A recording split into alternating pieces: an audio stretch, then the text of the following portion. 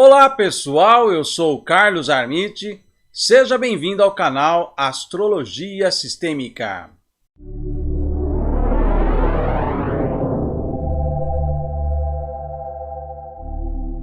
Quando você estuda astrologia, há um momento em que você avança para determinadas áreas que vão além daquele entendimento básico dos signos, planetas, casas e de uma leitura mais tradicional de um mapa astrológico. Você começa a entrar em áreas mais específicas, mais centradas da astrologia. E uma delas é a astrologia mundial ou astrologia mundana, que é a astrologia que tem relação com os acontecimentos mundiais, com os ciclos astrológicos e mundiais históricos. Então a astrologia mundial, a astrologia mundana vai falar de países, vai falar de sistemas políticos, de governos, de guerras, de movimentos econômicos, ela trata desses aspectos, né? E aqui no nosso canal a gente traz essa visão associada a uma visão bastante crítica e com um viés progressista, do campo progressista. Neste vídeo eu quero fazer uma relação direta entre os planetas e os tipos de regimes políticos que eles representam. Porque existe essa associação e isso é estudado dentro da astrologia mundial, né? Qual planeta vai reger determinado tipo de sistema político. Mas antes a gente precisa entender que os planetas são divididos aí em classes, né? Sendo que Mercúrio, Vênus e Marte, que são os planetas aqui mais próximos da Terra, eles são chamados de planetas pessoais. Então, normalmente, eles estão relacionados a questões mais individuais e menos coletivas. Eles têm sim o seu impacto na sua coletividade, mas sempre de um ponto de vista mais personalista. E aí inclui-se também os dois luminares, que Sol e Lua, que representam o aspecto positivo e negativo, o feminino e o masculino, o pai e a mãe. Agora, Júpiter e Saturno, eles já ficam numa fronteira que separa estes planetas pessoais, né, Mercúrio, Vênus, Marte e os luminares, e os outros planetas exteriores, que são Urano, Netuno e Plutão. Tá? E tudo mais que foi descoberto depois, além disso, e que alguns astrólogos complementam as suas análises usando aí asteroides e planetoides e outras questões. Tá? Além do que o campo das estrelas fixas, que já era usado desde a antiguidade, né, pelos astrólogos tanto do Ocidente quanto os astrólogos do Oriente. Júpiter e Saturno, portanto, estão nessa fronteira, eles são chamados de planetas sociais, então eles falam de como aquela patota pessoal, né, Marte, Vênus, Mercúrio, Sol e a Lua, se congregam em aspectos mais sociais e coletivos. E Urano, Netuno e Plutão, com planetas exteriores, eles já vão falar de camadas mais densas e mais profundas do entendimento da natureza humana, e que trata do inconsciente coletivo. Agora, como é que a gente vai fazer essa correspondência de planeta com sistema político? Eu vou começar pelo mais distante de todos, que é Plutão. Plutão é um planeta relacionado à morte, destruição, transformação, transmutação. E do ponto de vista da psicologia, ele está ligado à nossa sombra, a tudo aquilo que está lá nas profundezas, no interior das pessoas, e tem a ver com o processo do inconsciente coletivo, ou seja, a sombra da coletividade. Plutão está relacionado às obsessões, aos medos, às pulsões de destruição e de autodestruição. Os sistemas políticos que recebem as cores plutonianas, vamos dizer assim, de morte, destruição, perseguição, obsessão, são aqueles que estão relacionados aos movimentos de massa. Ou seja, são aqueles sistemas que precisam de uma massa totalmente dominada pelo medo e pela obsessão, onde você elege um inimigo comum a ser combatido, perseguido e destruído, fazendo com que as pessoas empenhem a sua vida nessa perseguição, nessa caça, e deleguem todo o poder a um líder ou a um grupo brutal que vai fazer essa limpeza, vamos dizer assim, do que se considera inapropriado ou que deve ser eliminado. Então aí nós temos aí os regimes fascista, nazista, os regimes de terror, como do Estado Islâmico, do Talibã, a Inquisição. Então esses regimes, essas estruturas de dominação, de política, embora a Inquisição não tenha sido uma estrutura de governo, mas ela permeava os reinos de um modo geral e era um braço da igreja que tinha a sua ascensão, inclusive sobre reis e feudos e tudo mais. Mas nós entendemos depois, com a formação dos estados nacionais, essa política do perseguido, fazer a caça às bruxas, de queimar na fogueira, né? Hoje não se queima mais na fogueira, mas se persegue, se mata, se encarcera os chamados inimigos públicos, né?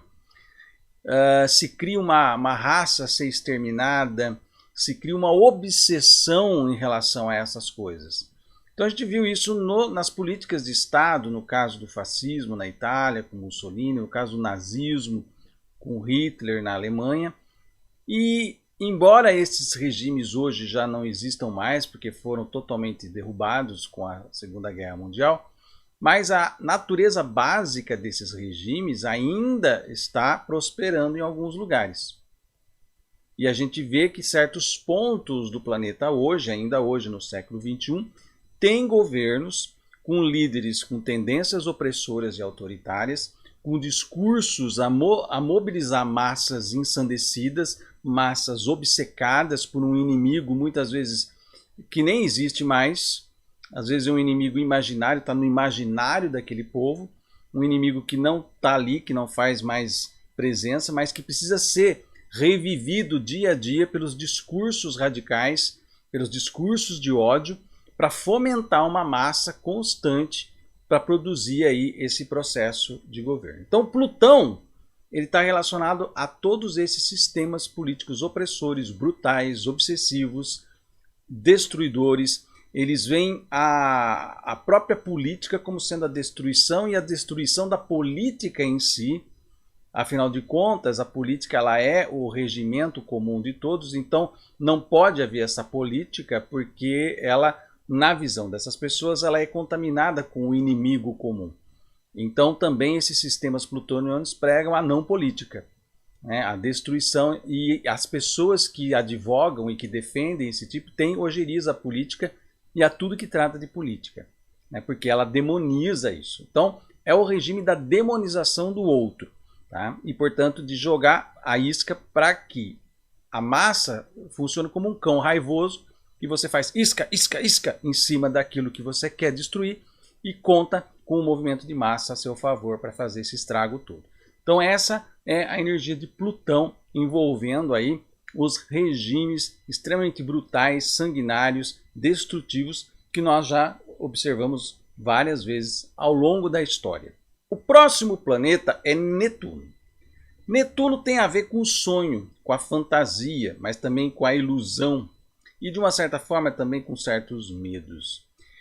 Portanto, Netuno está relacionado a tudo aquilo que é considerado como regimes utópicos, aqueles regimes que pregam uma utopia na Terra, pregam um sistema praticamente inatingível, que para existir precisa de um ser humano que não está à altura das exigências que aquele modelo precisa, né? Então é aquele modelo que prega um mundo, por exemplo, onde todo mundo vai ser igual, onde todo mundo vai viver e vai ter as mesmas necessidades.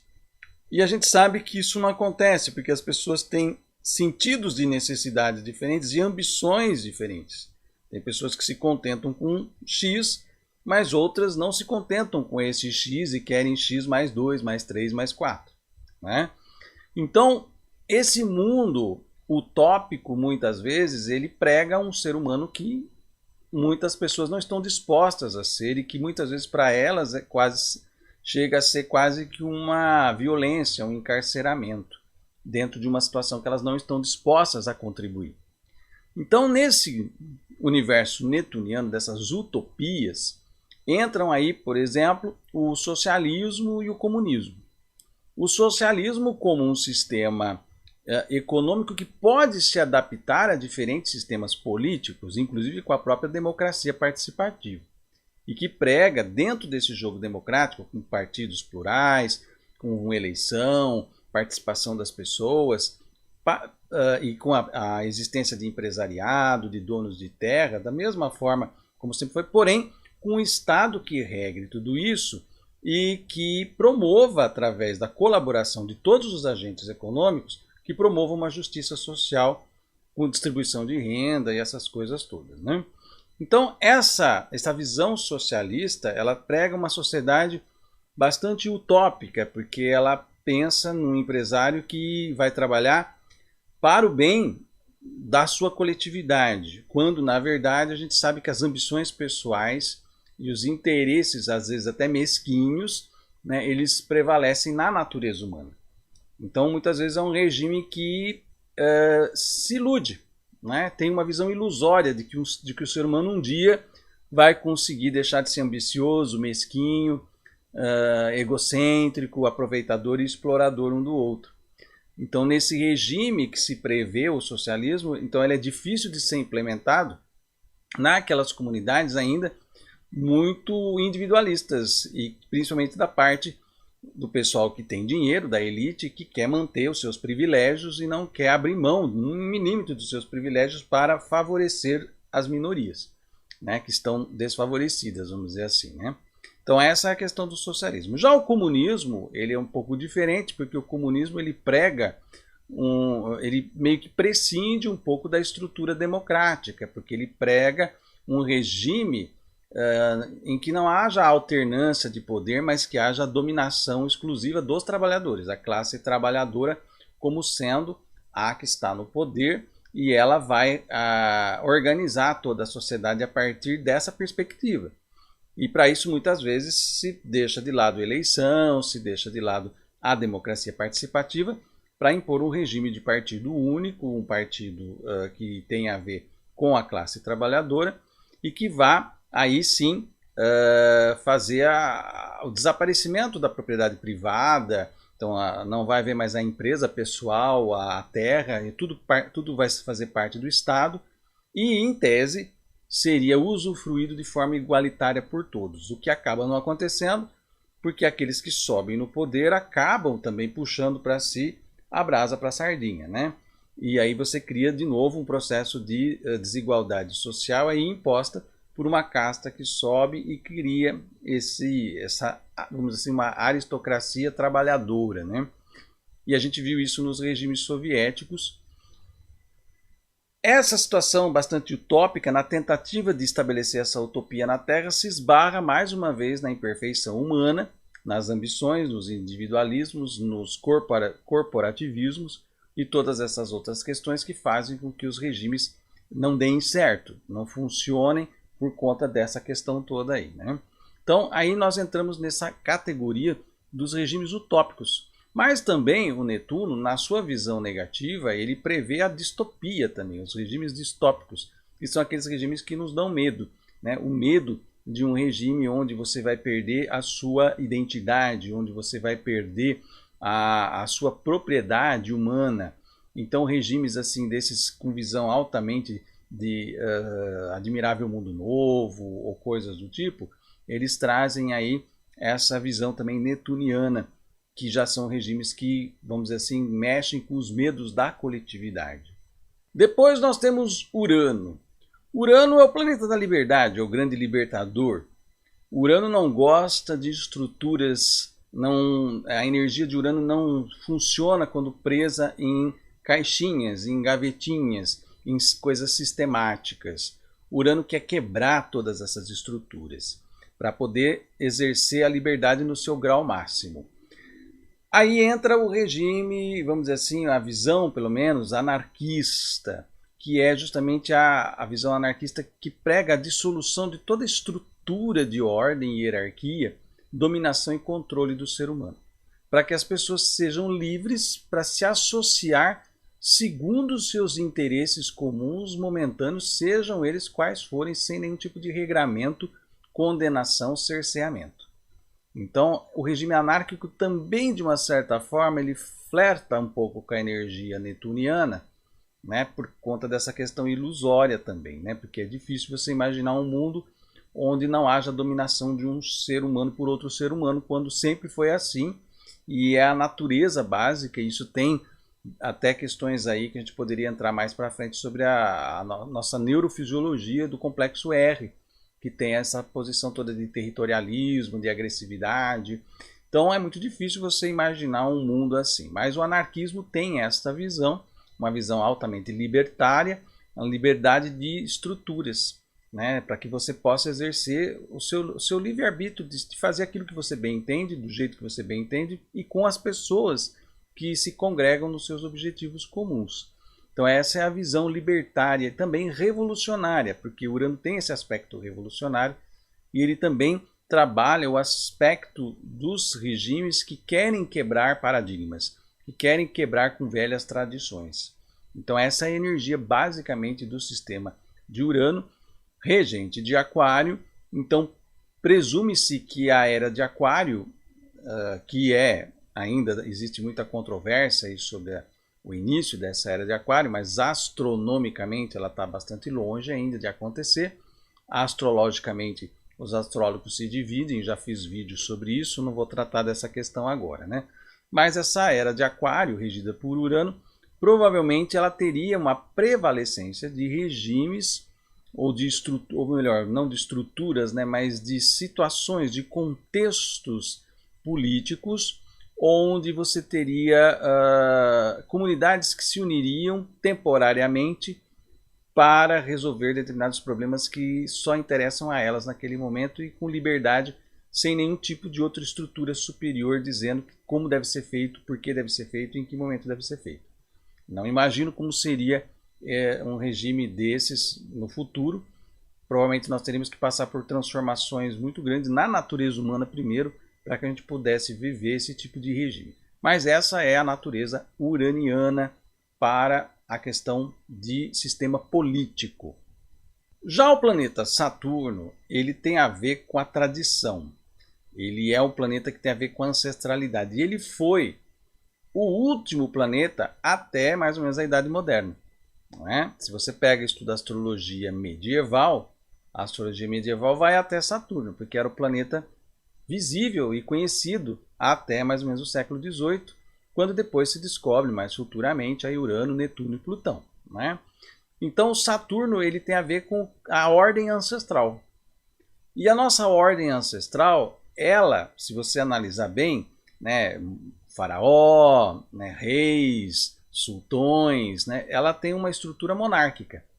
Então o Saturno está relacionado às monarquias, que são extremamente hierarquizadas e também tem o direito de ancestralidade, né? Ou seja, é o filho que sucede o pai e assim por diante. Então ficavam nas mesmas famílias. O Saturno tem a ver com essa questão da ancestralidade, de receber o nome de um clã, o nome de uma família que vem há muitos séculos dominando uma determinada área. E a gente viu isso acontecer muito na história o tempo todo. E o modelo ancestral, vamos dizer assim, o primordial, foi esse modelo patriarcal, né, o Saturno Cronos, né, o pai devorador, sistema patriarcal que se estabelece muito embora nós tenhamos no passado registros de sociedades matriarcais e que também tinham essa pegada de Saturno bastante hierarquizadas e estruturadas, né? Então o Saturno está relacionado com isso. Hoje ele representa o que nós temos aí de regimes monárquicos, né? Mas o regime monárquico puro ele já não existe mais. As monarquias aí elas são praticamente constitucionais, né? E no seu nível mais negativo, mais radical, vamos dizer assim, o Saturno representa o absolutismo, os monarcas absolutistas que nós tivemos aí na história, né? Então aqueles reis extremamente totalitários, aquela visão quase que czarista, vamos dizer assim, né? De política, de poder. Então isso representa essa estrutura toda aí relacionada a Saturno, tá? As nossas monarquias. Mas também ele representa o sistema de castas da Índia, porque é outro sistema extremamente hierarquizado, estruturado e com muita dificuldade de mudança de posição nessa pirâmide social, que era bem típico das monarquias, era bem típico também do período feudal, né? Então essas questões todas aí remetem diretamente ao planeta Saturno. Júpiter, por sua vez, é o planeta da exploração, é o planeta que faz as coisas expandirem. Então todo o processo de expansão colonial que nós tivemos aí com as navegações, ele veio justamente com essa imagem jupiteriana, né, em que não existia mais só o país ou a metrópole, mas nós tínhamos também as colônias e os seus domínios ultramarinos. Então Júpiter tem a ver com essa questão. E ele foi, vamos dizer assim, dessa expansão colonialista, você tem aí o desenvolvimento também paralelo do mercantilismo, né, ou seja, o comércio além das suas fronteiras. Então Saturno é aquele que te leva para além das suas fronteiras, ele fala da relação com o internacional. Então o mercantilismo, a navegação, o colonialismo, e disso tudo surge depois o capitalismo, né? O capitalismo que vem aí como sendo o modelo relacionado a este Júpiter aí. Então essa é a visão, vamos dizer assim, histórica do processo jupiteriano, e que é, vamos dizer assim, que se implementou em grande parte no mundo, e hoje é o processo que se transformou no que a gente chama de globalização, né? Então a globalização, independentemente dos tipos de agentes, dos tipos de políticas que cada país implementa, você tem aí a globalização toda como sendo algo extremamente jupiteriano. No seu sentido negativo, Júpiter, sendo a visão de Zeus, né, o deus que descia do Olimpo para ter relações sexuais com as humanas, gerando semideuses, e que, apesar da sua infidelidade tão contestada pela Hera, sua esposa, né, na visão mais arquetípica do deus, aí, do Zeus, ele compartilhava da sua divindade para com os seres humanos e gerando aí, portanto, esses híbridos que eram os semideuses. Então é o deus que desce até a população e convive, banqueteia com ela e transa com ela. Então isso tem muito a ver com o populismo. Então o Júpiter disfuncional, o Júpiter no seu sentido negativo, ele tem a ver com o populismo.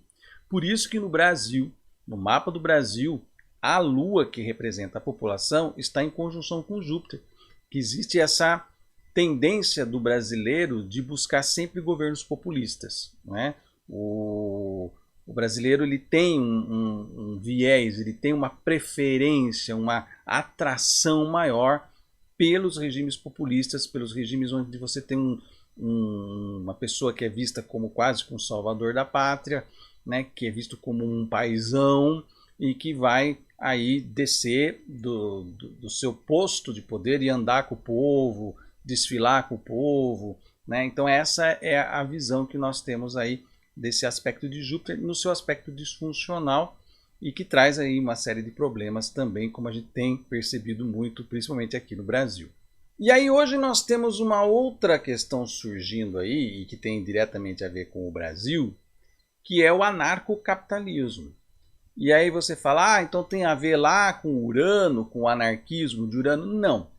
Lá no anarquismo de Urano é a destruição das estruturas para as pessoas viverem a liberdade e se associarem de acordo com os seus interesses comuns, mas visando sempre uma perspectiva de bem comum, sem a necessidade de destruir o que o outro está fazendo, o que os outros grupos estão fazendo. Tá? É dando liberdade para que cada um siga o seu caminho.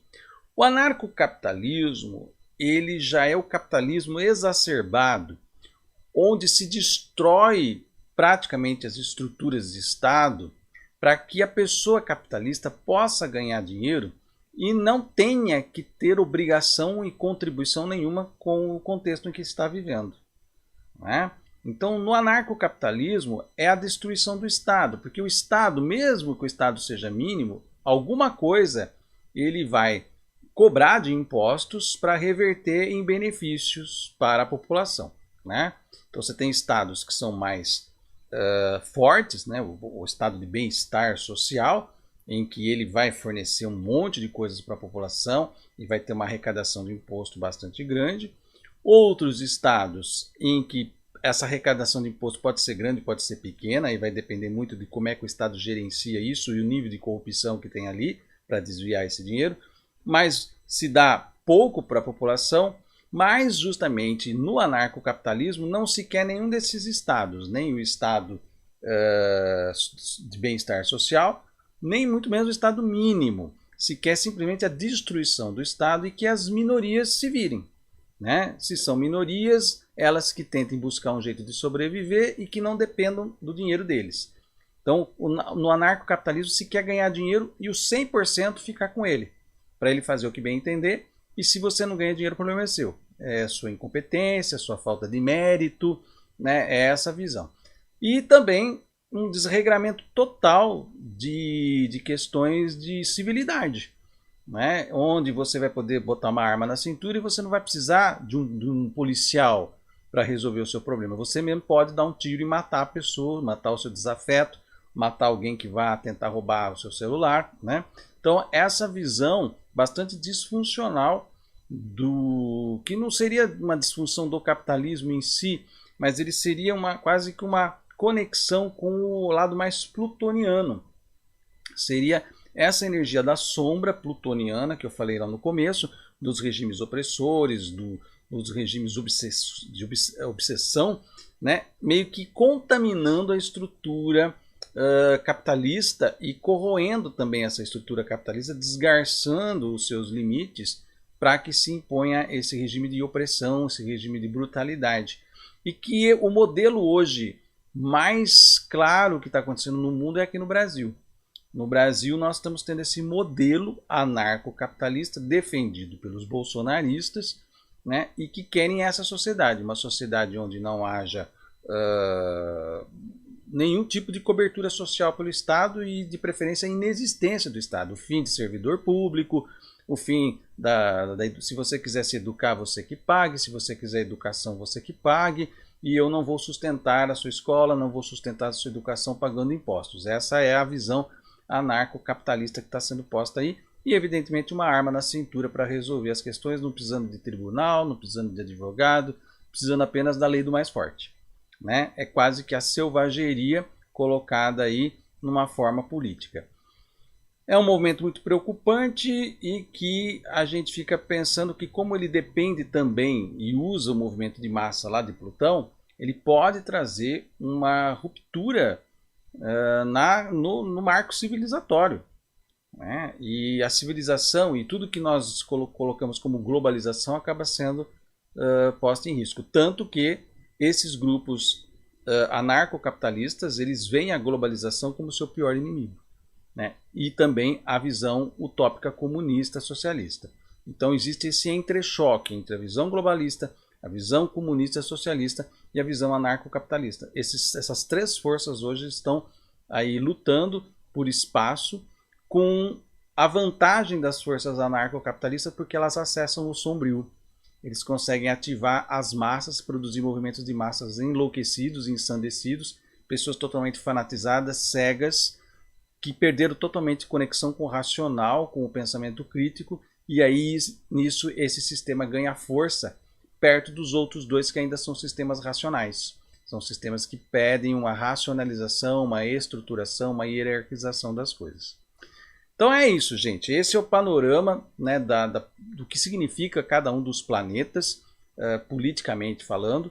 Espero que vocês consigam fazer suas associações e olhem para o mundo e entendam o porquê que também nós podemos estudar a política por meio da astrologia e também fazer a nossa crítica pelo ponto da astrologia.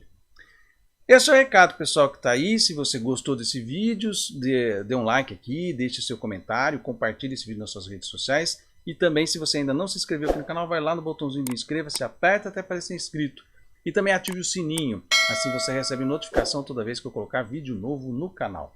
Eu vou ficando por aqui, até o nosso próximo vídeo e um grande abraço.